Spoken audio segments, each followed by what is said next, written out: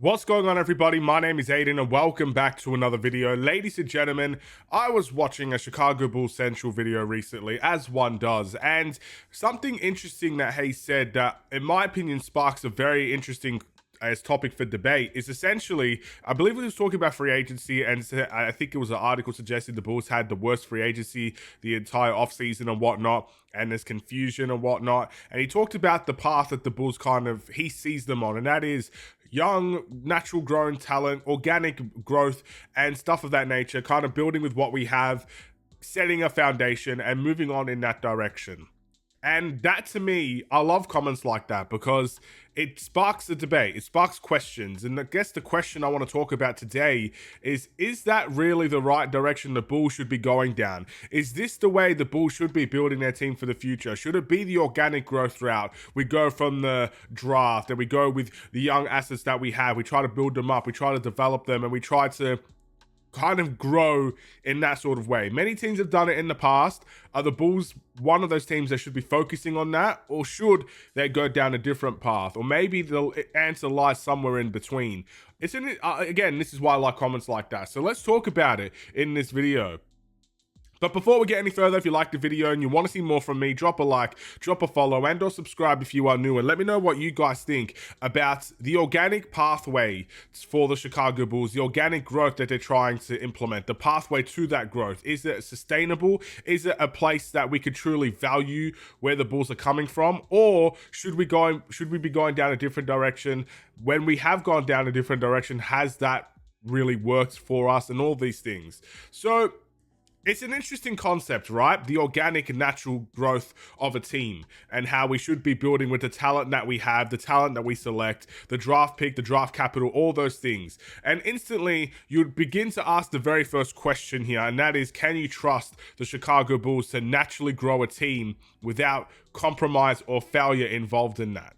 Because, again, I'll give you the example of the Denver Nuggets, a team that AK was a part of when he was building that team. I'm not saying he's fully responsible, but he was a part of that journey. That was a lot of natural, organic growth. That wasn't really, let's go sign a superstar. And that's how they do it. For example, like the Lakers. The Lakers are very much, yes, they definitely have organically grown in the past, but they are also a team that when they want to, they can trade, they can sign any free agent on the planet. That is really what it comes down to for them. For the Bulls, for many other teams, it's not that simple. So organic growth is definitely, in my opinion, a very good pathway to go down, but you have to trust the organization to be able to go down that path effectively. And you have to trust the decisions that they are making. You need to be patient in the decisions that they are making. And so far, I would go out on a limb and say the Bulls haven't really done enough to earn that trust yet. Now, like it or not, we've got no choice. We're in this ride together, ladies and gentlemen. We ride together, we die together, you know? When it's successful, we're all living happy, we're all living right. But when it's frustrating, miserable, sad, which it has been for several years now, we're down in the gutter. And whether we trust them or not, they are the ones that kind of hopefully build us out of this. We'll have to wait and see if they can do it. So that's the first real inkling of an answer. Can you trust the front office to build an organic team? So essentially, we could talk about the risks they have done. Firstly, I guess Patrick Williams is probably the first really big risk factor that comes to mind, and the fact that they paid him $18 million per season is always going to come back to haunt many Bulls fans. That is a risk. It's a risk that maybe at the time was worth taking, but turned out to be a failure, in my opinion, for what we expected from the 4th overall pick. There are several second-round picks and undrafted talent that are no longer here on this Chicago Bulls team. Several of them. And whether we like it or not, that, in my opinion, is a hindrance. There are many, sure, second-round talents don't always last. We know that. But I feel like we could have made more work than what we actually did. You know, I always give the example of Adama Sanogo, who I still think should be in a Chicago Bulls uniform today. I really believe that. And I think it's an absolutely astonishment that he isn't. And I think there are many players like that we could have made work that didn't work and was let go. Maybe abruptly, maybe too early, or maybe it was the right time for some of them. So a lot of hidden gem sort of players that haven't really worked out either. But it's not all been bad. It's not all been bad. I mean, I'm going to take it just away from this front office first, but We'll get to that later. I'm not going to talk about just this front office. We also have to talk about the Chicago Bulls in general. But with this front office and the signings and the draft picks they have made, Matas Buzelis, in my opinion, is going to be a very good draft pick for the Chicago Bulls. They didn't overcomplicate it. They didn't the word really is overcomplicated. They went with the straightforward, simple solution to the team, and that was the player that, yes, has a little bit of homegrown in him. He is from Chicago, but was the right choice, an easy choice per se, and they did the right thing there. Sometimes it's not always about the project players, it's about the right players, and I think Matas Buzelis is the right player, and hopefully he can show that in the future. I think Ayo Dosunmu is an amazing pick. Someone that they said was stunned that he was still there. And I think that's an amazing pick. I think Julian Phillips is a great pick as well. It should be discussed because considering he's a key role player to the Chicago Bulls, someone that's going to be playing minutes, relatively okay minutes, making shots, athletic, can do a little bit of, I guess, the key role player things that you'd like to see. He could do that. And I think that's a very underrated pick from the Chicago Bulls. So it's not always been bad, but Bulls fans, especially when we're not successful, will look at the bad more than the good. And I think personally there has been more bad than good. So that's why the trust factor is still a thing. But then you think about, okay, let's go a different direction, right? Let's say the Bulls shouldn't be going down trying to pick players and trying to organically grow their team, and let's go try and buy players, let's go and try and trade for players, let's go and sign players in free agency. And I ask you this question: how many free agents have we signed beyond this front office as well? Because signings are signings, it doesn't matter who makes them, they're still signings. Free agency, how many of them actually really worked out for the Chicago Bulls? And I'm talking about trying to get them to a championship sort of situation. Because the way that I see it, the free agents we sign are not superstar generational free agents out there that really impact winning, I guess, as the leader of a team. They're more of the aging all-stars sort of deals, potentially a second option sort of deal, but it's never the main guy. We never have really signed a main guy. We've always drafted a main guy, and then we've done a very good job in retaining those guys. So I'll give you an example. Some of the best signings I've seen the Chicago Bulls make in relatively recent history have been those expiring or aging all-stars. The Pau Gasols, for example, an aging all-star that came in as a third option on a team, second option for some, and he played very, very well here. We made the playoffs. We had some success. DeMar DeRozan, aging all-star, came in, showed MVP quality levels. I mean, those things are not bad to have, definitely.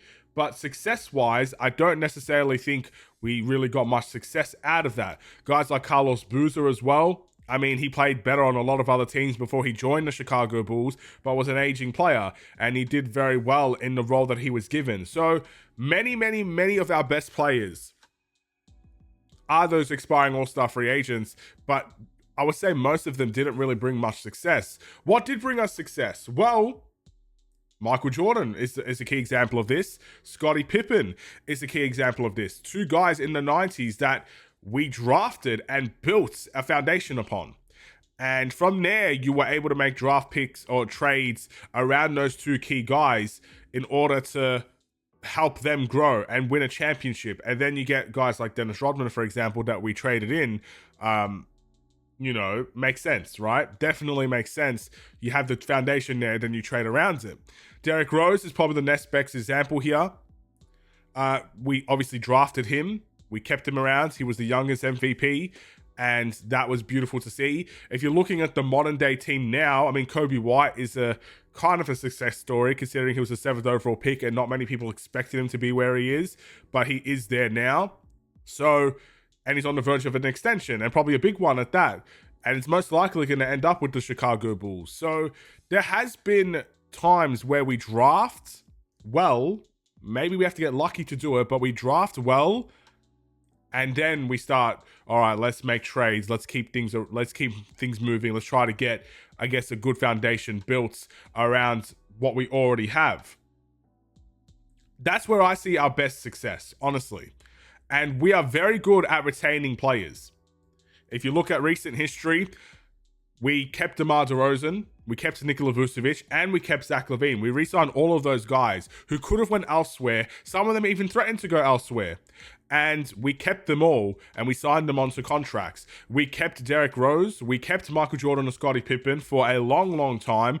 We were able to keep a lot of the draft picks that we very much valued. And even the free agents that did come in here, that we did sign, we were able to retain. So I would say the Bulls' biggest strength is actually retaining the players that they want to retain when they have the opportunity to do so. Or, you know, they might not draft well and they might not sign free agents well, but if they want to keep a player in Chicago once they've already been here, that is their strength. They find a way to do it, and nothing is going to stop them from doing it. That's why I believe we're going to keep Josh Giddey around, because he's been in Chicago, he got traded here, and the Bulls want to keep him around. So I have no doubts that's exactly what we're going to do. That is their strength. So here's what I think the Bulls should be doing. Organically, they need to develop. They need to grow. They need to do, I guess, that organic growth throughout that Chicago Bulls Central and Hayes was mentioning. They need to pick well. They need to build up from what they have. Because in my opinion, if you look at the NBA now, let's take a look at the Milwaukee Bucks when they won a championship. They done it with Giannis. Giannis was selected in the NBA draft, and they built around Giannis. Nikola Jokic was picked by the Denver Nuggets. They even traded Nurkic away from the Denver Nuggets to play Nikola Jokic, and they drafted him. They drafted Jamal Murray, if I'm not mistaken, and they built around those two players. Most teams in the NBA, I'm saying this most, the Boston Celtics with Tatum and Brown, they have the foundation from the draft. They picked well, they picked good, and from there, they made their trades. They did their thing. Denver, they traded for Aaron Gordon once they had the foundation set.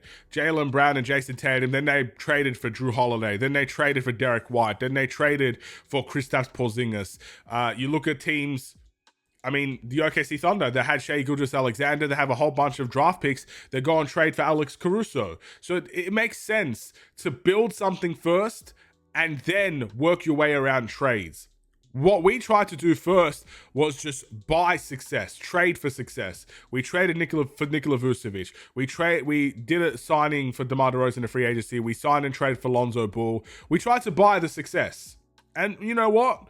In certain situations it works, but the Bulls don't have a reputation in signing ridiculously good free agents, and we've never had that reputation. So in my opinion, we do need to maybe get lucky and select good in the draft, build that foundation, hopefully get a superstar, and I'm hoping it is Matas Buzelis, but it could be anyone that we select. Get a superstar into this organization and then trade your way around it and build a properly founded team that's set in the foundation and the organic root of the team, but also can be expanded upon if need be. That's where we should be heading, and I hope the Bulls really do take a serious step in this direction. But time will tell, and I hope that in the end, we could figure this out. But it does start from the draft, in my opinion. I'm not saying you're going to get every single success of all time in the NBA draft. It's not possible, in my opinion, to build a foundation purely just from the NBA draft without making a single trade. You have to make trades eventually. That's the outlier. Any team that's built just on the draft alone and they win a championship, they're the outlier.